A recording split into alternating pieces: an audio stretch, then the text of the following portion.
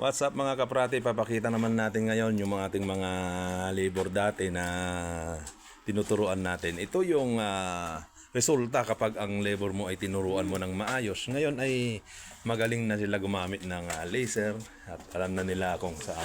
Ituturo mo lang kunti, alam na nila ang kanilang ginagawa. So ngayon nagle-level kami, linilevel namin ito sa pamagitan ng laser. Ngayon ang labor natin ngayon ang bumabanat.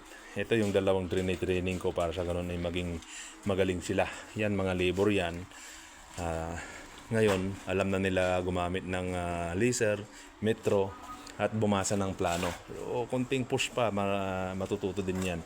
Ayan kasi ito kinukuha namin to yung level nito. Kasi i-orderan yan ng mga metal shop door para sa ganun pag na double walling na okay na.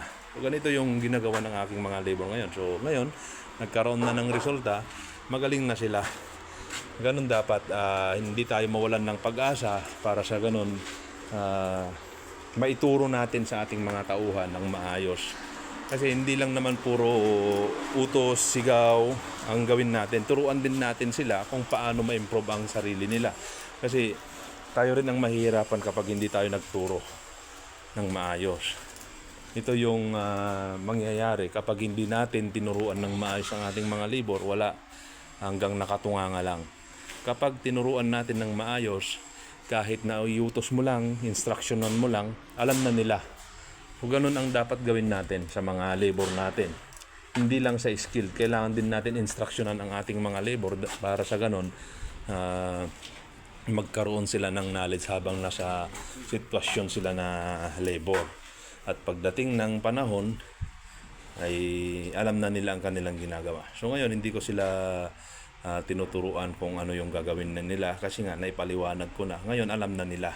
Basta sinabi kong magmamarking lang, magche-checking ng level, alam na nilang ginagawa. Ganon ang resulta ng maayos na pagtuturo. At sipag at tiyaga lang. Hindi lang yung building, pagbabasa ng planong gagawin. Kailangan din natin i-manage ng maayos. Tignan mo yung mga labor ko.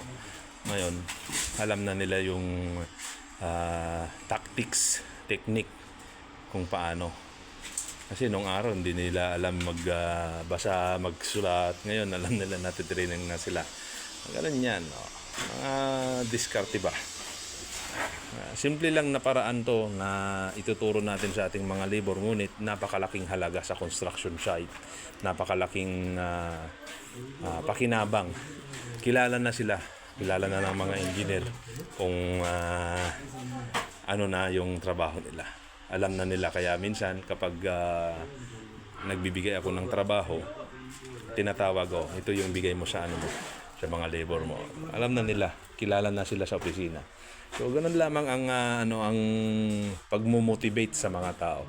Sabi ko nga sa kanila, hindi habang buhay na nandiyan ka na lang sa sitwasyon na yan. Kung gusto mong matuto, sige, magpakabait ka at disiplinahin mo ang sarili mo at tutulungan kita. So ganun lamang. Para sa ganun ay mamotivate sila pagdating ng araw. Ngayon, nagiging disiplinado na sila, alam na nila. Makikilala ka rin bilang foreman na maayos magturo sa kanila.